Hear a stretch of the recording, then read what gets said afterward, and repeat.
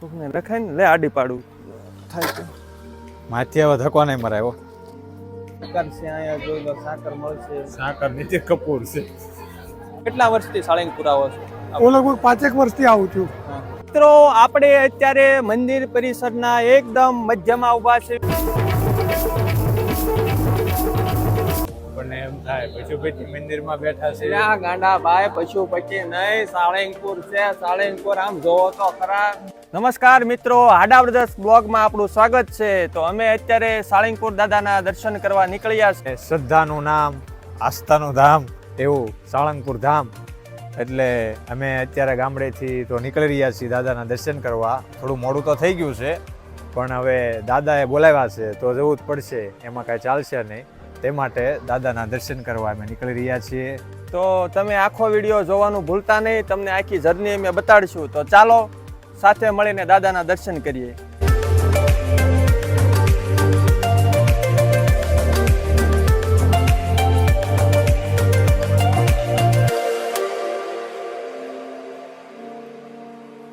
આગળ ભેંસું જાય છે ને મહે જાય.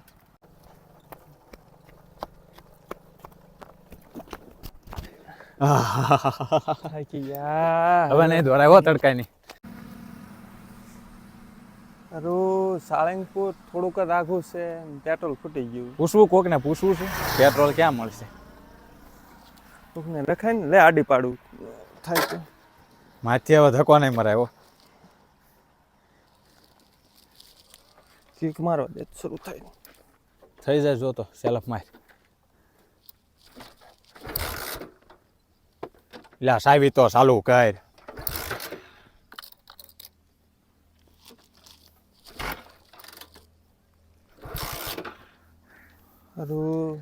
કોકને રખાવા પડશે ઉભા હો. હારું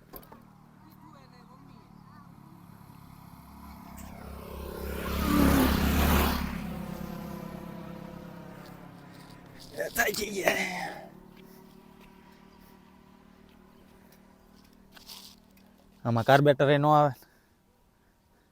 હું પણ આવા નવા ગાડા લઈ લઈને તોડે આવો છું. દાદાને દર્શન કરવા ગયા છીએ ને હારું પેટ્રોલ. હાલો જય દાદા કરીને હાલો. દોર્યું મંડવી છે? દોરવા તો આમાં બીજો કોઈ ઓપ્શન નથી આપણી પાસે. અત્યારે બપોર પછીનો કોણ આવશે આપણને લેવા? કોક બધા ભાઈ ને હારું ઉભા રાખવી. હવે પેટ્રોલ અહીંયા કઈ મળશે? પેટ્રોલ આગળ કઈ જગ્યાએ? અહીં સાળંગપુરમાં છે અંદર? તમારા અવાજ નહીં હોય ને? કાંઈ વાંધો સારું બાપા, તો દોરીને વ્યાજ આવ્યું ને એટલું. આગળ સાળંગપુરમાં છે જ તે ને? હાલો તો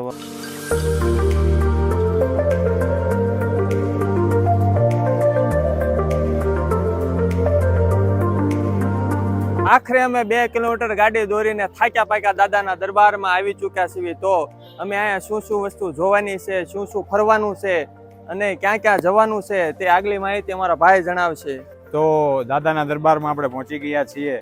તો હવે આપણે સૌપ્રથમ દાદાના દર્શન કરશું. દાદાના દર્શન કરી મંદિરની પરિસરની પાછળ દાદાની ભવ્ય મૂર્તિ છે, એમના દર્શન કરશું.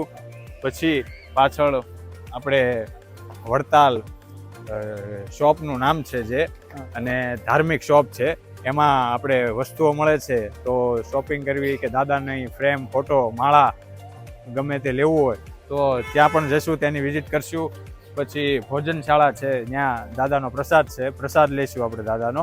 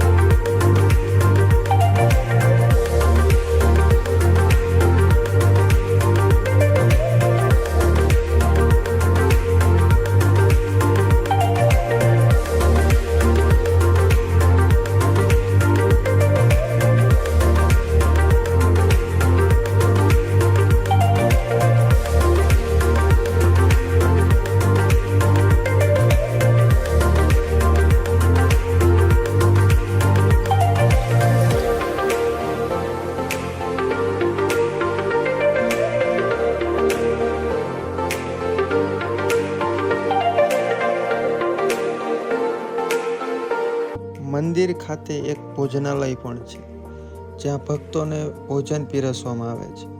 ભોજનાલયમાં દર્શનાર્થે આવેલા ભક્તોને મફત ભોજન આપવામાં આવે છે. મંદિર અને તેની ભોજનાલય બંને હનુમાનજીના પ્રસાદ તરીકે માનવામાં આવે છે અને ભક્તો માટે ખૂબ જ મહત્વ ધરાવે છે.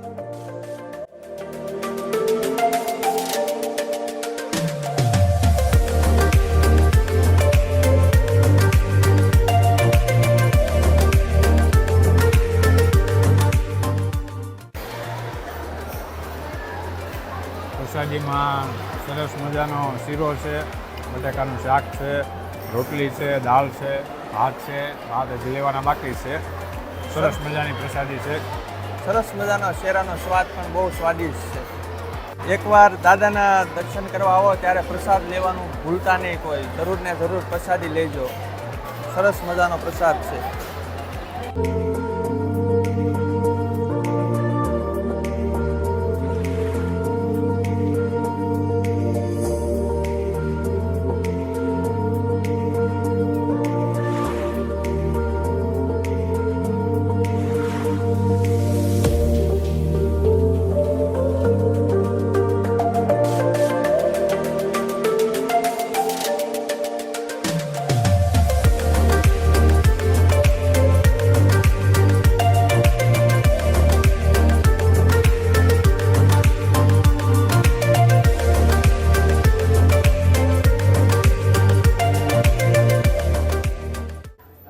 પણ ભાઈ હા બહુ ટાઢું. આપણને એમ થાય પશુપતિ મંદિરમાં બેઠા છે. ત્યાં ગાંડા ભાઈ પશુપતિ નહીં, સાળંગપુર છે. સાળંગપુર આમ જોવો તો ખરા. મને સ્ટ્રક્ચર જોતા દેવું લાગે છે ભાણભાઈ. આમ તમે જોવો તો ભારે ખરા. ટાઢું છે હો. પણ કેવા પતંગિયા ને કેવા ઝુમર ને હા એ ગાંડા ભાઈ. હા જો આપણી જેવા માણસો બધા બેઠા છે બધું ઠંડુ કરવા બધું. અને બધા પાછા અમે સામું જ જોવે જો બધા. અમે હું ગાંડા કાઢી છે, મંદિરમાં ગાંડા કાઢવી છે. મને એમ લાગે એકાદો ઉભો થઈને હમણાં હાંટી ન જાય હો. મિત્રો આ તો થોડી મજાક મસ્તી હતી. બાકી અહીંયા હરિમંદિરમાં સ્વામિનારાયણ ભગવાનના હિંડોળાના દર્શન કરવા માણસો અત્યારે આવ્યા છે, પણ બહાર ખૂબ જ તડકો હોવાથી માણસો અત્યારે અહીંયા આરામ કરી રહ્યા છે અને માહોલ પણ સરસ મજાનો છે. અત્યારે બધા લોકો આરામ કરી રહ્યા છે અને સરસ મજાનું મંદિર છે અને એની નકશી કામ ને તોરણ ને બધું સરસ મજાનું છે. તો અમને પણ અહીંયા બેહવાની મજા આવી. તેથી હું ને ભાઈ બેઠા છીએ. સરસ ઠંડુ વાતાવરણ છે, ઉપર પંખા ભરે છે અને ખૂબ મજા આવે એવી છે.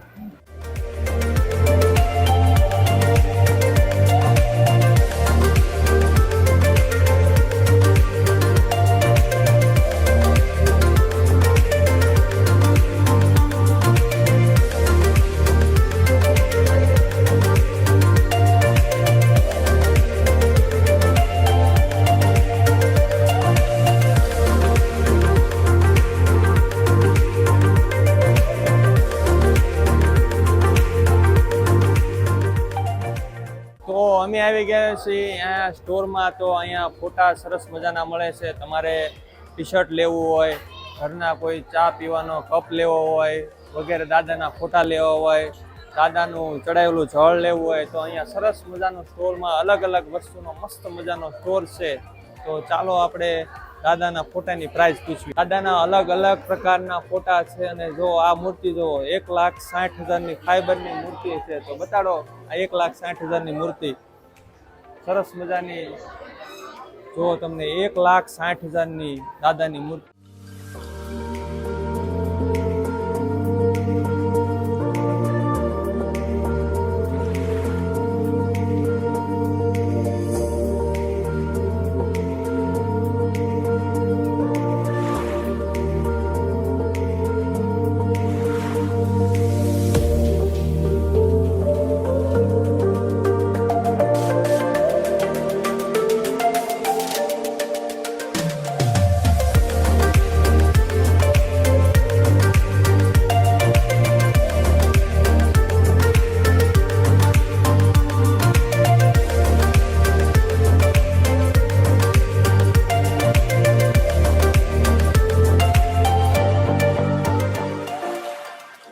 તમે એક મસ્ત મજાનો ચમત્કાર અહીંયા છે, ચમત્કાર ન કહેવાય પણ એ મસ્ત મજાનું છે.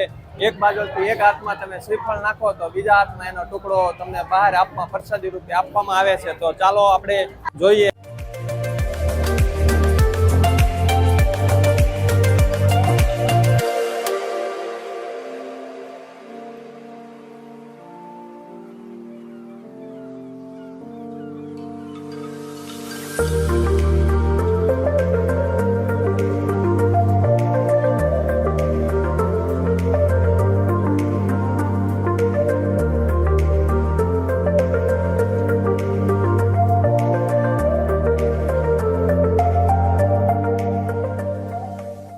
અમે સાળંગપુર દાદાના દર્શન કરવા આવ્યા છીએ. તો બધા ભાવિ ભક્તો અમને મળ્યા, તો એક દાદા સાથે અમે મુલાકાત કરશું. તો અહીંયા સાળંગપુર દાદા કેટલા વર્ષોથી આવી રહ્યા છે, તો એનો અનુભવ કેવો છે અને કેટલા વર્ષથી આવે છે, ક્યાંથી આવે છે, દાદા બધું જણાવશે.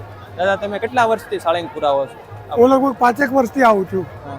અને મારો દીકરો પણ 5 વર્ષથી આવે છે. એ તો નિયમિત રીતે આવે છે. હું તો વર્ષમાં એકાદ વખત આવું છું. એટલે તમને અહીંયા આવીને કેવો માહોલ લાગે છે? આ બહુ સરસ લાગે છે, કારણ કે હા, હનુમાન દાદાની ભક્તિ બધા નિસ્વાર્થ ભાવે કરે છે અને સરસ લાગે છે. અને દરેકની મનોકામના શ્રદ્ધાપૂર્વક આવે એની પૂરી થાય છે. બરાબર કે નહીં? આ જે છે ને હનુમાનજી એ દાસ્ય ભક્તિનો શ્રેષ્ઠ ઉદાહરણ છે.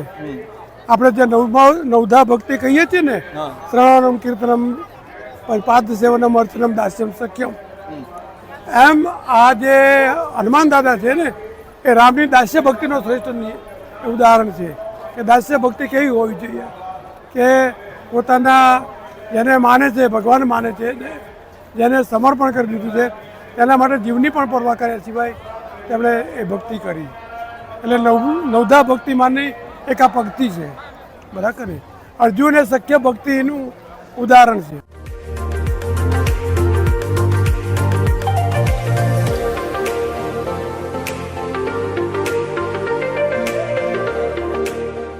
મિત્રો, આપણે અત્યારે મંદિર પરિસરના એકદમ મધ્યમાં ઊભા છીએ અને કિંગ ઓફ સાળંગપુરની બાજુમાં. તો એની બાજુમાં છે અત્યારે નીલકંઠ મહાદેવ મંદિર. તો ચાલો મિત્રો, સાથે મળીને સૌ દર્શન કરીએ નીલકંઠ મહાદેવ મંદિરના.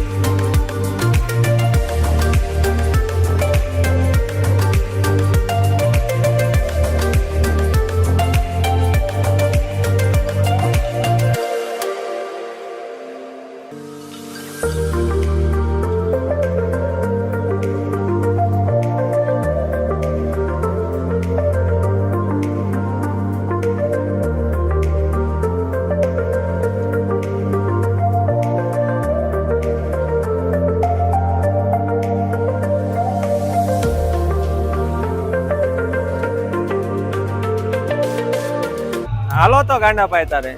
હાલો ગાંડાભાઈ, નીકળવી ત્યારે.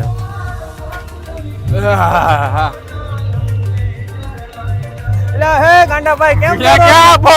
એટલે કેમ દોરો છો? હવે પેટ્રોલ નખાઈ દીધું છે ભાઈ. એટલે હા કા હાલો હાલો હવે. એમાં શું ભાઈ, અમારી ચેનલ આડા બ્રધર્સ બ્લોગ ને સબસ્ક્રાઇબ કરવાનું ભૂલતા નહીં, લાઈક, શેર અને કોમેન્ટ કરવાનું ભૂલતા. ચાલો, જય હિન્દ.